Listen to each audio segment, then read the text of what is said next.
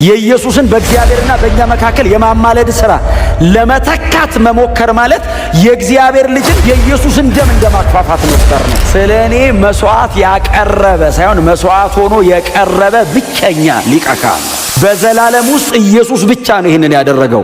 ከዚህም በኋላ ማንም ሊያደርገው አይችልም። ከጸደቅን በክርስቶስ ደም በኩል እንጸድቅ፣ ከዳንን በክርስቶስ ኢየሱስ የመስቀል ሥራ ብቻ ነው። ከዛ ውጪ እግዚአብሔር አያውቅም።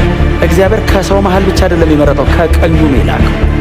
ፈጥሮ አይደለም የሰጠን፣ መለኮትነቱ ላይ ሰውነት ጨምሮ ነው የሰጠን። ኢየሱስ እግዚአብሔር ነው። እግዚአብሔር ወልድ ነው። የተፈጠረ አይደለም። ኢየሱስ ፈጣሪ ነው። ኢየሱስ ሞቶልሃል እንጂ ካለኝ ጥላውን ሞቶልሃል ብዬ አላሳምንም።